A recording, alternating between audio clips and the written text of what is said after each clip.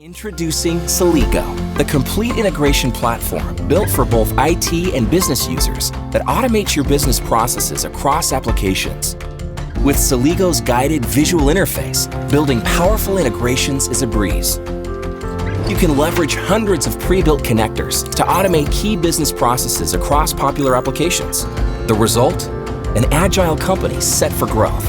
Celigo. Integration starts here. Visit Celigo.com to get started.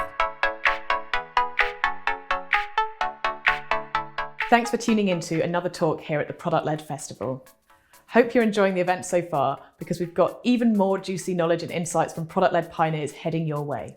Remember to have your questions ready and get the tailored answers you need from the experts themselves. Sit back and enjoy.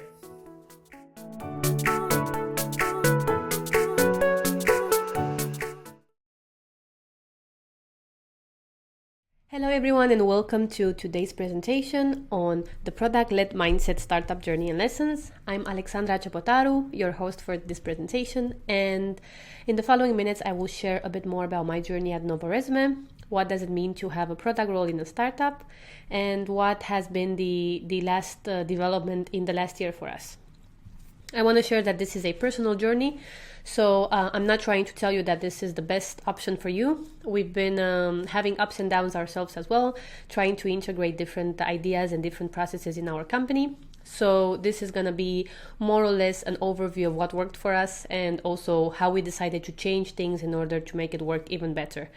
To begin with, I want to say that the product-led approach is definitely the main part here of the presentation. So what does it mean to have a product-led approach? To have the product experience as the central focus of your organization, where your organization aims to deliver your value proposition to your customers solely or primarily to your products.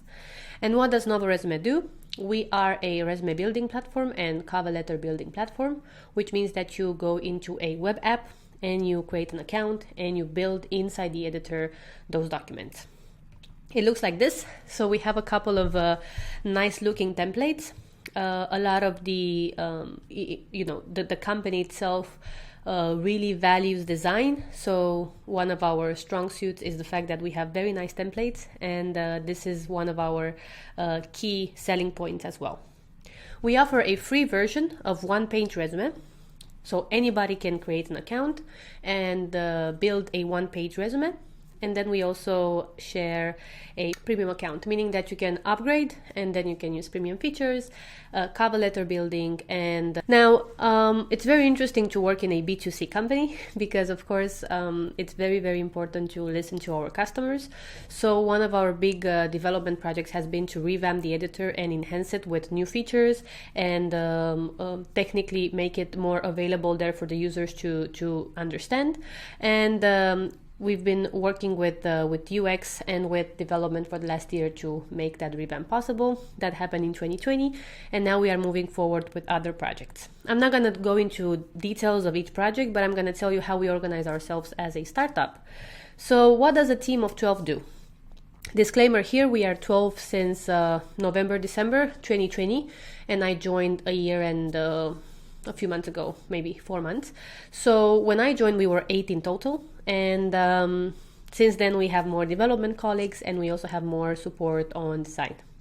And actually customer support as well. We have one new colleague that started in December, and that really helped our customer support team develop, be more efficient. Before that, we were sharing marketing and customer support together, and that was a bit hard. But we managed to do that. It's very important to understand that Novoresume is a bootstrapped company, so we do not have any investment. And in 5 years that we've celebrated a month ago, we managed to get to now 5.5 million accounts. And we have a steady conversion rate, and we also have a steady increase month over month. So if you see here from October to March, we've increased with almost 1 million new accounts, and we have a very strong market in the US, Canada, English-speaking countries, but also we have a lot of users from India, Pakistan, a lot, of course, in Europe. We have a lot of users as well, and we make strategies also based on country. So we've decided to move on with focusing on country tiers in order to help establish more enhanced user bases in certain countries. I'm not going to go into the details of growth necessarily, but it's important to understand that out of a team of 12, we have development, 5 people, we have product, myself, we have design and UX, 3 colleagues, marketing and communication, 2 colleagues, and support, 1 colleague. And we also work with external consultants on different issues. So we are trying to use the resources that we have in-house for our main development, organizational development, but also we use help when we need that. What does a role in a startup mean? So my role includes, a couple of things. I'm gonna go now through some of the examples, and I hope that it will resonate with some of you working in smaller companies. So my role now includes prioritizing the backlog. Obviously, this is something that I started with. It's important to mention that I started as a product owner, and then I was promoted to product manager within 6 months, because we realized that we need a bit more overview of the strategy and focus more on the roadmap rather than on the day-to-day activity. And I'm saying that because at the time we were 4 people and we were having the same sprint meetings. So we've decided that it's time to move on to being a bit more operational and more strategic about our focus. So I still prioritize the backlog. We work, I will share a bit later, we work in squads. So that is quite important to mention, because ever since I started, we've also handed over the PO, product owner responsibilities to some of our colleagues who are not product trained, but they are the lead of that squad. So we're working with colleagues that have prioritized their own projects based on their skills and also interests. So we are trying to also train in-house our colleagues to focus on leading those projects. Sprint meetings. So we have a couple of squads where we have sprint meetings. We don't have sprint meetings for everything. And I think that's very important to note, because we are not capable of having sprint meetings for each of our projects. So we have sprint meetings for complex development projects, and for projects where we have one colleague in development focusing on that task, we have weekly meetings. Roadmap. I overview the roadmap, and I would say 4 to 6 months, I do a review and see if there's anything that we need to update, because things change very fast in a startup. So even though we plan to do some projects, if we test it and we see that maybe it's not the right direction for now, we need to pivot and or even decide to go another direction. So it's super important to note that as well.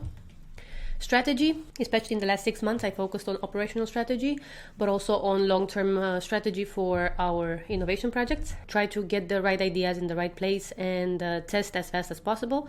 In another presentation I shared, I was talking about the experimentation framework, and this is really valuable to consider.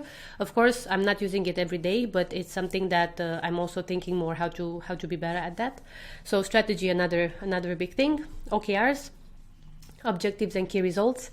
This is our way of measure success. So we use OKRs per quarter, and we also focus on annual business planning. We have monthly updates meetings where we look at how we are proceeding in terms of OKRs and if we are getting closer to the goal. Innovation projects, as I've said, we have a couple of other business streams that we're trying to tackle. Experimentation framework that I just mentioned. We try to validate our assumptions by having a cycle of validating that idea. And growth. That includes a few marketing tasks. I work with 2 very smart colleagues in marketing that focus on some of the tasks there, communication as well. And I look overall at growth and the conversion rates. Now, what does it mean to be in a startup? It means that something that you start planning end of 1 year, in a year's time, it might look really different. And it's quite interesting to see what happened in the last year and a half almost, because a pandemic came. So that changed our plans completely. When I started in Novo Resume, I started with a background in business development, and I study business. So I was quite focused on growth and numbers. And even though, I started by planning the backlog, prioritizing, working in sprints, even though I started with those in mind, I made a business plan for the next year, and we really focused on how to grow. The beginning of 2020 was very hard on us as well, because we panicked. As I said, we are a bootstrap company, so we had to be very sure that we are going to be able to support the company as it is.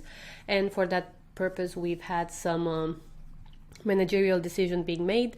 Nobody was fired, everybody had a job, but we had to cut down on some other perks that we were doing. And within the summer of 2020, so 4 to 5 months later, we actually resumed, and we had a kind of a normal, so to speak, trajectory of growth. Of course, because we missed the first few months of the year, it didn't look like we wanted, but we still had growth in 2020, and we still had increase in revenue as we were planning. In the beginning of 2020, after the panic part, we worked on prioritized backlog issues. So we decided to be a bit more specific on what we are going to focus on now. We started working on innovation projects and, looking at, considering the situation, what is it that we want to prioritize and why? Then throughout the 2020 year, we made experiments. We built a couple of MVPs to solve new problems. We, as I said, continue to prioritize the innovation backlog. And most importantly, we relaunched the editor. That is a very important part of our business, the core part of our business, which is the application that you can use to create your resume. We revamped that, and that was a huge success for the team and, of course, for the users as well. At the end of 2020, we reached our milestone of 5 million users worldwide. That was one of our OKRs, and it was one of our goals for 2020. We launched 3 MVPs innovation projects. That means that we try to test in different stages new ideas, and we pivoted one of those ideas, reframed the scope, and we decided that the direction we were planning to go to will not work. Beginning of 2021, I implemented an operational strategy, and we worked on prioritized squads. I will explain very soon what that means. And now I'm working on the problem framing validation. It's a collaboration that I have with a consultant where we're trying to look more at the strategy and how to validate those new problems that we're trying to solve, and on the same time focusing a bit more on innovation projects. Operational strategy, what I do, we follow the Spotify model, but it's not 100% the Spotify model because we are 12 people in total, so everything just cuts down. We work in squad chapters, and we use guilds as well. It's important to know that people join multiple squads, which I know it might not be the norm in some other companies, but when you work with 5 developers for many projects where we don't need that much commitment to complex tasks, then we are able to shift focus weekly or monthly depending on the type of project, and we are using all of the resources that we can in different ways. Now, we know this adds complexity, but it's a way to count for the roles of each team member across projects. And how do we work every day? Well, we always have in mind the yearly business goal. So why are we trying to achieve this purpose? What is the goal? We look at the OKRs per quarter. So we always have new OKRs per quarter, and we always think, okay, how is this going to help our OKRs? And the squad focuses on helping drive those OKRs, meaning that we have different squads for each outcome, where we are focusing on driving the OKRs that are quite linked together. And then we also have ninja squads that are the support squads. For example, we have colleagues in marketing that help different outcome squads get there and test some ideas with them. But this is the focus shifts based on the need of each squad. How do we prioritize? So in squads, we have weekly product owner meetings, and this really helps understand what each squad is doing and how are we now prioritizing our tasks within the squad. So I oversee that meeting, and I'm trying to help each product owner. We share priorities for the next week in sync with the OKRs. So in that week that we meet, we also talk about what's going to be next week, if anything changes. And we have also a quick wins round where, in case there is any quick fix or help that you can give to another squad, this is the time to ask for help. We work in chapters, so we have monthly chapter lead meeting, and each chapter lead is also the personal manager of the chapter members, so development, design, and so on. We share priorities for the next month and quarterly focus based on the OKRs again, and the chapter lead updates on each team member. If there's anything that needs to be specified, it will be specified then. Of course, obviously, we're a small team, so if anything happens in the meantime, we always update each other. But this is also a more official setup where we can discuss maybe something that's not so urgent, but it should be discussed, right? And as a product manager, it's important to know that I have the overview of the squad, so I know a lot of things, and I'm trying my best to organize all of that information. We have a product owners training and support, and I'm invested in keeping track of the OKRs set up every month. So I have a monthly update meeting where I tell everybody how we're doing, and I'm connected with each squad to make sure that we are aiming for those OKRs as we have planned. And if things don't happen the way we imagine every month, we try to find a solution, or we look at where the problem is, and then try to see how we go around that. Now, lessons from my startup journey. This is the part that I think it's the most interesting, because it talks a bit about, so after we set up the frame of how is it to have a product role in a startup, it's quite important to understand that some days can look very chaotic, and even though we make the best planning, it doesn't happen like that. And I know that we are all striving to be perfect in what we do, but my experience is that it doesn't work like that. I have many colleagues that are they have different tasks in different squads, so I'm trying to help them prioritize, and we are also very ambitious, so sometimes we take half an hour to meditate together and be like, okay, what is our focus here? Let's not try to do everything, because it will not happen. It's just the reality. So we always ask, why is this a priority? Especially if you have, a situation where you have two POs that really want to move forward a setup, a task, an issue, they want to tackle a specific subject. We need to have a dialogue. We always need to be mindful of the other person's opinion, and we need to understand, why is this a priority? How is this going to help us? And how is this going to help the company? So we're always having this sort of dialogue, and so far it's working quite well. Data informed versus data driven. So data shows us what we should pay attention to, but it's also important to test all of the assumptions and also follow your instinct. So especially in a startup, you have the, I would say, luxury of changing your mind quite fast. So we might do some tests, we might get some data, and then we might try to change a bit of the setup of the test, and we get new data. So then we have to decide, okay, how are we going to go around this? And for us, we are more data informed, because we need to also do those updates that we can with the resources that we have, and test all the assumptions before we do that, because it's a complex set up for 12 people to handle, and we are very mindful of that. So we experiment. I myself did a couple of tests. My preferred one is Wizard of Oz. We try to create a setup where it looks like everything is perfectly put together, but actually we do a lot of manual work just to test our assumptions, and we always try to talk to clients to find the real problem. We focus on outcomes, not solutions. So this is something that we always have in mind.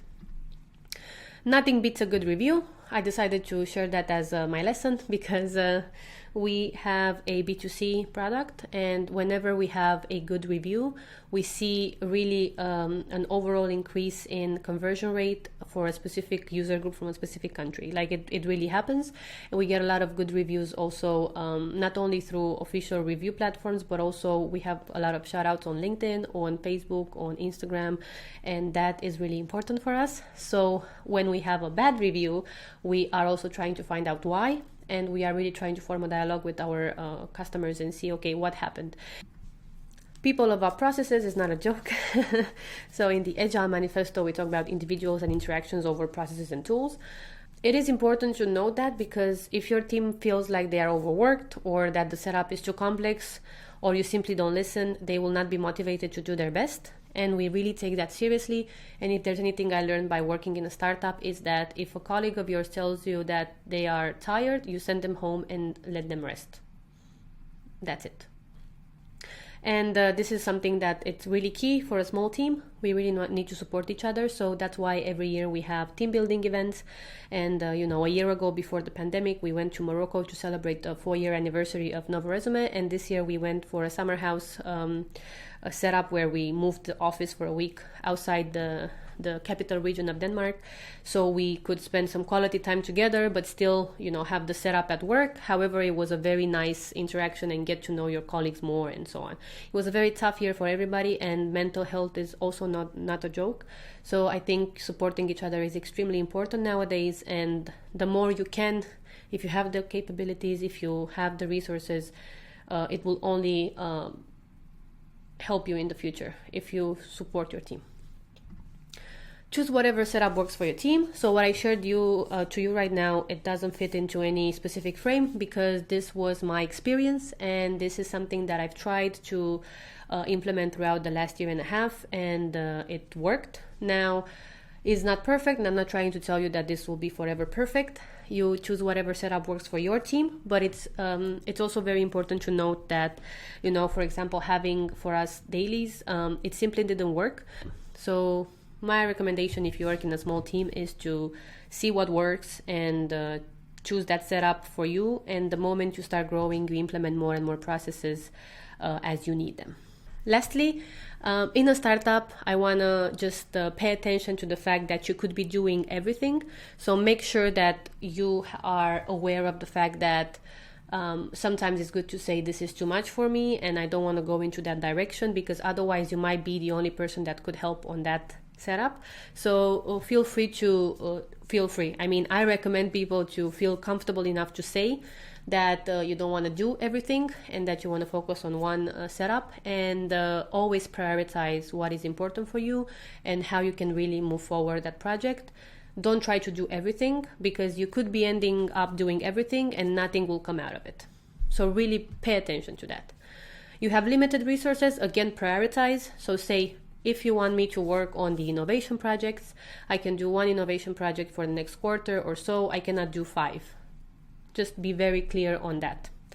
Teamwork and psychological safety is vital. So, of course, you always want to have the setup of psychological safety, meaning that people are not worried about their job. Be transparent. Tell them what's happening. Tell them how the company is doing. And you will also see that people will be more motivated based on the fact that you have this transparency set up in your company. Now, I hope this was interesting. Of course, this is just a journey that I had to share from one startup, and it's something that I've developed in the last year and a half. I'm sure that there are other presentations as well where you can learn a lot, but I hope that you will find this interesting, and if you have any questions, I'm looking forward to hearing them. Thanks again for taking the time. You can add me on LinkedIn. I'm also on Clubhouse, and you can also visit my podcast link that I didn't mention, but I interview female role models, and the last episode is on product management, so I thought that would be really interesting to mention here as well. Have a great day, and I look forward to hearing your questions.